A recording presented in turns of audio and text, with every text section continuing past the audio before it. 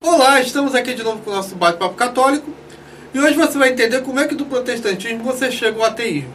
Como, eu andei falando nos vídeos anteriores, todo protestante ele acha que é Deus. Ele não precisa de magistério, ele não precisa de igreja, e ele pode interpretar a Bíblia do jeito que ele quiser. Então o que acontece? Eu estava debatendo com um cara e o cara ele tirou a fonte dele de dois locais. Um é um cara que se diz ex-protestante e ataca a igreja. Então, na verdade, ele jamais deixou de ser protestante, porque ele continua protestando contra a igreja. Se ele não sabe o que é protestante, eu falo. É o cara que protesta contra a igreja católica. A igreja que existe desde sempre e vai pelos séculos e séculos. E o outro site era o cara que falava que nós, espiritualmente, somos iguais a um cachorro. Que a alma não é imortal. Ora, eu só quero dizer para esse cara, qual dos bichos é a imagem e semelhança de Deus? Que Deus falou, façamos a nossa imagem e semelhança. Por que ele diz que a gente é igual a um cachorro ou um burro, se for o caso? Por quê? Porque fica muito mais fácil de abrir as portas do inferno na Terra. Aí você diz que se matar um ovo de tartaruga é crime e fazer um aborto não é. Que lá em Marte um protozoário é forma de vida e um ser se formando no ventre de uma mulher não é. É por isso que ele fala isso. É para que se abra as portas do inferno. Como todo protestante quer que o inferno reine na Terra. Porque ele não suporta Deus e a sua igreja. Por isso, gente, é que os pais da igreja, os apóstolos, eles nunca, nem Jesus mandou ler nada na Bíblia. Ele mandou pregar. Entendeu? Em Coríntios 2, capítulo 3, versículo 6, Paulo fala assim, Deus nos fez idôneos ministros do Novo Testamento. Quem são os ministros do Novo Testamento? É Paulo, João, Tiago, é o ministério da igreja. Não é qualquer Zé Ruela. Não pela letra, mas pelo Espírito, porque a letra mata e o Espírito vivifica.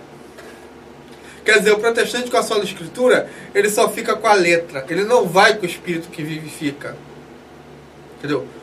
Então, eles não compreendem a passagem do Atos dos Apóstolos, quando o eunuco fala, como é que eu vou entender sem ter quem me explique? E quem vai explicar ele? Alguém que é do magistério da igreja. Que no caso é o diácono Filipe. Você pega Jesus do Sermão da Montanha, ele usa o verbo ouvir. Ouviste que foi dito aos antigos, não matarás. Ora, mas isso está escrito na lei. Por que Jesus falou não? Em vez de foi dito, ele não botou foi escrito. Aqui já tinha protestante matando Jesus.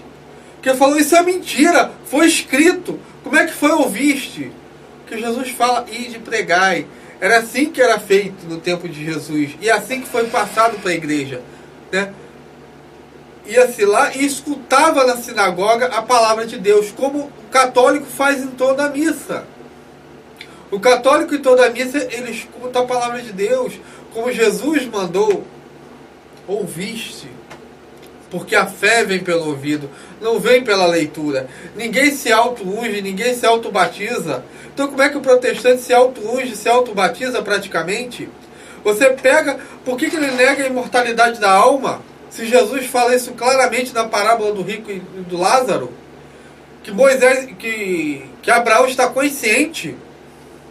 Ele sabe, Abraão sabe de Moisés, dos profetas, da história do rico e da história do pobre, que são seres que vieram muito depois de Abraão, e Abraão sabe disso, vai dizer que os seres espirituais não sabem do que passa na terra. Mas aí o cara, ele para se justificar, ele fala que aquilo é uma parábola, e na parábola pode tudo e não é para ser levado a sério. Então, que se pode tudo não pode ser levado a sério, eu pergunto, Deus pode tudo? É por isso que vocês não levam Deus a sério? Aí você mostra, lá no Monte Tabor, Jesus conversando com Elias e Moisés. Aí eles falam que aquilo é uma visão, também não é para ser levado a sério. Aí eu pergunto, Quando Paulo teve um sonho com o macedônio, aquilo foi uma visão e Paulo ignorou aquilo. O Apocalipse, João ignorou aquilo, não é para ser levado a sério? Então me diz, o que é para ser levado a sério na Bíblia? É o que você acha ou o que você não acha? Então você continua a sua raça de víbora, seus sepulcros caiados, decidindo o que é o bem e o mal.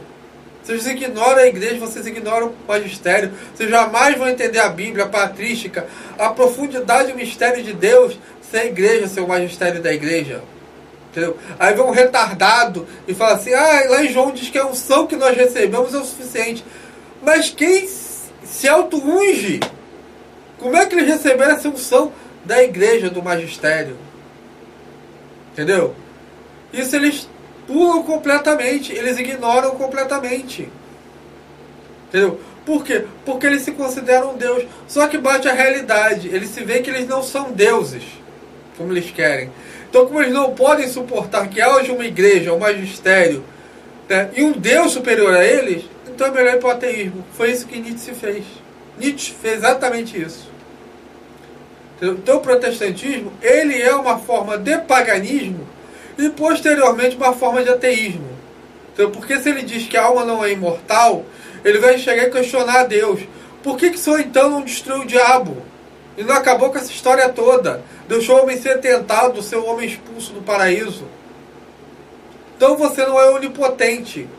Se você viu o homem ser tentado e não fez nada, ou não viu, você não é onisciente, ou nem é onipresente, então você não existe. Essa é a conclusão que você chega pelo raciocínio protestante.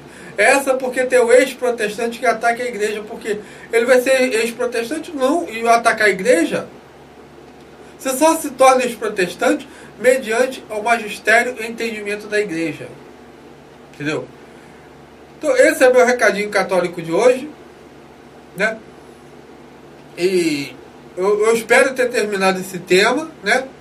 Agradeço a vocês a audiência, aos que foram lá no YouTube me dar uma força, né? A você que me assiste, mesmo que você não me dê força, né?